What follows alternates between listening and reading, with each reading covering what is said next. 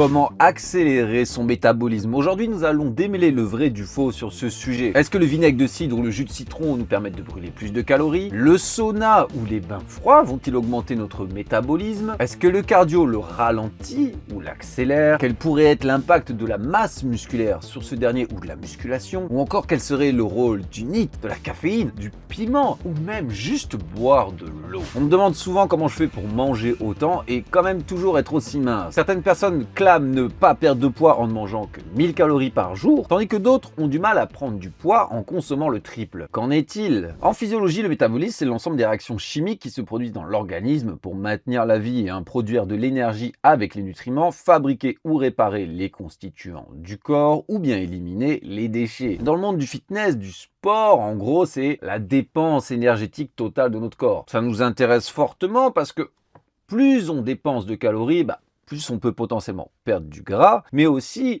plus on peut se faire plaisir et manger des choses délicieuses tout en gardant la ligne ou perdant du gras. Et avoir un métabolisme rapide, c'est même intéressant en prise de masse, car ça nous permet quand même d'assimiler plein de micro et macronutriments sans gagner trop de gras. Ceci s'explique par tout ce qui compose le métabolisme. Bon, déjà, il y a des différences individuelles génétiques. Il peut y avoir des sacrées différences de métabolisme, qu'on a pu le voir dans une étude sur plus de 6000 sujets. Par exemple, si on prenait un individu de 80 kg, la personne qui avait le métabolisme le plus bas était de 1400 calories, tandis que celle avec le plus haut était de 5700 calories. Tous les deux conservaient à peu près leur poids avec plus de 4000 calories de différence. Intrinsèquement, génétiquement, il y aura des différences en fonction soit des populations, donc vos ethnies, mais ça peut être aussi un héritage génétique de vos parents via l'épigénétique, vos niveaux hormonaux, que ce soit testostérone, les hormones thyroïdiennes, mais aussi le cortisol, donc votre niveau de stress. Si vous êtes une personne très calme ou très stressée de base, ça n'aura pas du tout le même impact. Votre âge, votre sexe, ça, vous ne pouvez pas vraiment les changer. À part, évidemment, si vos niveaux hormonaux sont en mauvaise santé, par exemple, vous avez trop peu de testostérone et que vous changez de votre mode de vie pour améliorer ça, ouais, votre métabolisme va augmenter. Ce qui nous intéresse, c'est plutôt le reste. Commençons par la masse musculaire. On l'a entendu 50 fois, le muscle consomme plus d'énergie que le gras pour se soutenir. Bon, déjà, c'est très difficile de construire du muscle. Il faut environ 13-14 000 calories pour construire 1 kg de muscle. Pour le gras, c'est moitié moins. Au repos, 1 kg de gras consomme 4,5 kcal, tandis qu'un kilo de muscle consomme 13 kcal. Donc c'est beaucoup moins que ce que on peut vous faire croire dans le monde du fitness, mais prenons un individu de 70 kg qui passe à 80 kg, il gagne 10 kg de muscle. Bon, il va quand même dépenser 130 calories par jour de plus sans rien faire. C'est toujours ça en bonus. Mais en réalité, ça va être plus que ça parce que c'est 10 kilos. Il va falloir les mouvoir, peu importe ce que vous faites. Quand vous allez courir sur le tapis, vous avez 10 kilos de plus. C'est comme si un individu de 70 kilos faisait une course avec un sac de 10 kilos, mais également quand vous allez marcher, quand vous allez faire le ménage, etc., etc. Lors de votre activité physique, vous allez dépenser beaucoup plus d'énergie. Ça pourrait être facilement dans ce même exemple, plus de 100 calories par jour. Mais vous dire personnellement, pour être passé de 71 kilos sec à 88 kilos sec, ouais. Il y a une différence. Également une meilleure composition corporelle, donc visuellement c'est plus intéressant, et une meilleure sensibilité à l'insuline. Les muscles agissent comme des véritables éponges à sucre et sont le premier marqueur, la chose la plus importante qui va déterminer votre glycémie. En gros, plus vous êtes musclé, plus vous pouvez vous permettre de manger des glucides, que ce soit des pâtes ou des bonbons, sans que ça ait un impact négatif sur votre corps. Ensuite, parlons de ma chérie, la caféine. On en trouve dans beaucoup de fat burners, pas pour rien, c'est que ça va aider déjà directement à la mobilisation des graisses, à la thermogénèse, et ça va faire battre votre cœur plus vite, plus de dépenses caloriques, et comme ça va diminuer la sensation de fatigue, vous aurez plus tendance à bouger, n'est-ce pas? Un café, une dose standard, ça va augmenter votre dépense énergétique de 5 à 10% pendant quelques heures. On va toujours garder le même exemple, un homme de 80 kg tout le long de cette vidéo, ça représente, si vous buvez 3 cafés par jour, 100 calories de plus. C'est pas mal. Autre effet intéressant du café en particulier, c'est que il contient du peptide Y. Et ce peptide va augmenter la sensation de satiété. Vous aurez moins faim. Vous avez moins faim,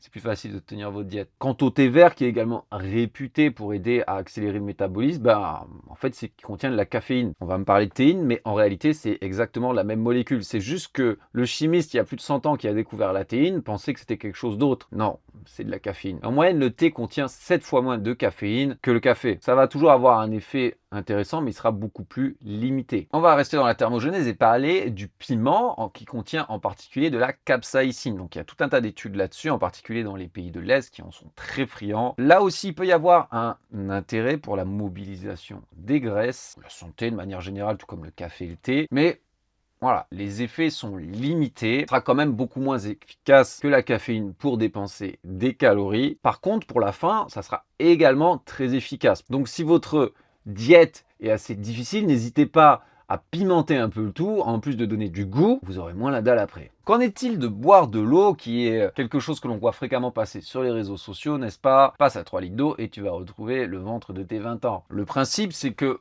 l'eau, il va falloir la réchauffer pour qu'elle soit à température du corps humain, donc environ 37 degrés. Sinon, le corps ne pourra pas l'utiliser. Donc déjà, si vous avez de l'eau tempérée, comment dire, vous allez quasiment dépenser aucune calorie. D'ailleurs, calories, comment ça se mesure? C'est la quantité d'énergie nécessaire pour réchauffer 1 litre d'eau de 1 degré Celsius. C'est très décevant. Si vous buvez 1 litre d'eau froide, pour cet homme de 80 kg, vous allez dépenser 27 kilocalories. Buvez 3 litres d'eau froide sur votre journée, 80 calories. C'est pas négligeable, mais est-ce que ça vaut le coup de se torturer avec 3 litres d'eau gelée?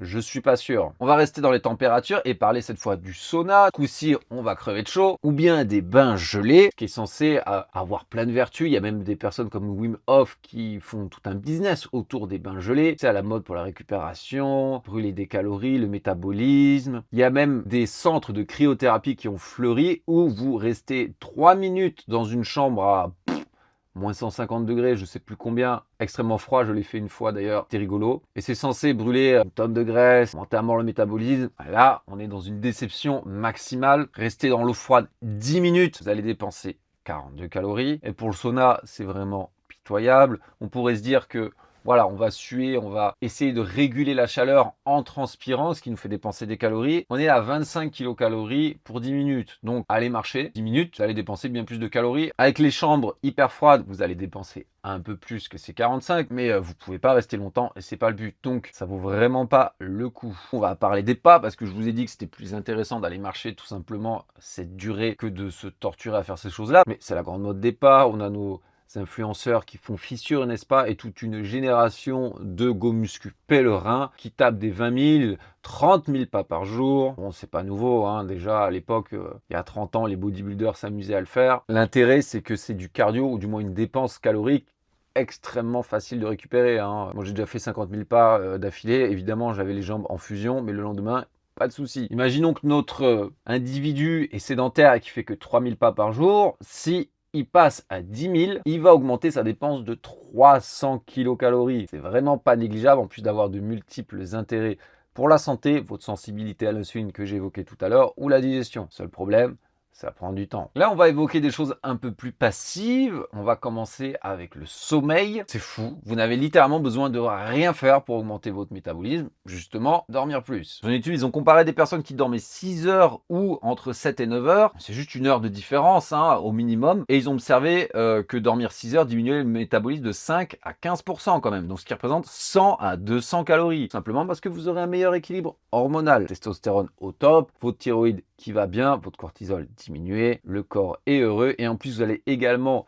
mieux ajuster vos niveaux de leptine et gréline, vous serez plus rassasié et vous aurez moins envie de manger des conneries, moins de fringales. Ensuite, on peut parler des protéines. Chaque aliment que l'on ingère doit être digéré et ça consomme de l'énergie. Et en fonction des aliments, également pour le métaboliser derrière, ça sera pas pareil. C'est très facile pour le corps de transformer des lipides en gras, un peu plus compliqué de transformer des glucides en gras, et encore plus difficile pour les protéines. Jusqu'à 30% de l'énergie de ces dernières va devoir être utilisée par le corps pour les métaboliser. Là encore, on a une étude intéressante. On compare des personnes qui ont la même diète, donc le même nombre de calories par rapport à leur poids, standardiser leur alimentation. Soit ils avaient 15% de leurs calories qui étaient sous forme de protéines, soit 30%. Et sans rien changer d'autre, ils dépensaient entre 80 et 150 calories de plus par jour. En restant sur les aliments, on pourrait parler du vinaigre de cidre, hein, ces fameux aliments magiques qu'il faut consommer le matin à jeun pour notre morning routine incroyable. Ça va rien faire du tout, ça pourrait avoir un intérêt, diminuer la glycémie à jeun si vous avez des soucis de ce côté-là, mais vous allez dépenser 0 calories de plus et en plus si vous le prenez non dilué, ça va vous défoncer les dents et l'œsophage. Le citron dans le même délire, strictement rien. Et là aussi, fois-ci, ça va vous défoncer l'émail. Alors c'est délicieux, c'est plein de vitamines, mais pour votre métabolisme ou pour perdre du gras, ça va rien faire du tout. Au contraire, vous consommez des calories, hein, donc techniquement, ça vous aide pas. Et enfin, on peut parler du cardio. Est-ce que ça va augmenter ou diminuer le métabolisme? Eh bien, ni l'un ni l'autre. Quand on fait une séance de cardio, évidemment, on va dépenser pas mal de calories. Et plus elle est intense et longue, plus on va dépenser de calories lors de la séance en elle-même pour produire l'effort, mais ensuite pendant plein d'heures avec l'effet afterburn, l'époque, n'est-ce pas, excess post-oxygen consumption. Votre corps va continuer à consommer des calories pour revenir à son homéostase qui redescende après l'effort. Plus l'effort est intense et long, plus ça dure. Et également, ça va se passer avec la musculation. Vous allez continuer à brûler pendant quelques heures. Ceci dit, le corps est un feignant, il aime conserver l'énergie. Ils ont remarqué dans les études que après un effort de type cardio, plus c'était intense, plus c'était long, plus vous avez dépensé, plus il sera feignant par la suite. C'est-à-dire qu'il aura envie de moins dépenser d'énergie. Il n'aura pas envie de parler avec les mains. Il n'aura pas envie d'aller marcher. Il aura la flemme d'aller au frigo pour se servir, de faire le ménage ou de faire quoi que ce soit. On observe que par la suite de la journée, après le cardio, la dépense énergétique totale diminue. C'est pour ça que c'est intéressant de traquer sa dépense, par exemple avec son nombre de pas ou avec sa montre, les nombres de calories, parce qu'en fait, ça vous force à le faire. On n'a pas envie de faire les 15 000 qu'il pleuve, qu'il vente, qu'il neige, mais au moins, si on fait ces 15 000 pas et qu'on le surveille, on sait qu'on aura fait 15 000, on sait qu'on aura dépensé autant, même en ayant fait cardio avant et malgré la flemme installée par le cardio. Mais de manière générale, on pourrait conclure que ça augmente le métabolisme, clairement, avec tous ces effets qui se superposent les uns aux autres. Bon, et du coup, si on prenait notre individu de 80 kg, même s'il ne fait pas de musculation, moyen très simple d'augmenter son métabolisme, imaginons qu'il se mette du coup à passer de 3 000 à 10 000 pas par jour, à boire 3 cafés par jour, à augmenter ses protéines et à dormir un peu plus, il pourrait dépenser entre 580 et 750 calories de plus par jour. C'est énorme. Rien qu'en faisant ça. Et à part les pas, ça demande littéralement aucun effort, aucun temps. Donc ouais, et en plus, si vous rajoutez derrière de la muscu, du cardio et encore d'autres techniques évoquées là, voir que vous pouvez augmenter sensiblement votre métabolisme. Alors là, très bien, dites-moi lesquelles de ces techniques vous utilisez pour garder une dépense énergétique et un métabolisme élevé au quotidien. Personnellement, j'en fais la plupart et je crois que maintenant, c'est autour de 3700 kcal. Voilà, si vous avez aimé la vidéo, n'hésitez pas à la liker, ça vous fera dépenser une calorie, n'est-ce pas? Si vous avez besoin de coaching personnalisé, n'hésitez pas à me contacter sur mes réseaux ou sur mon site directement allperformance.fr. Et en attendant, je vous dis à la prochaine.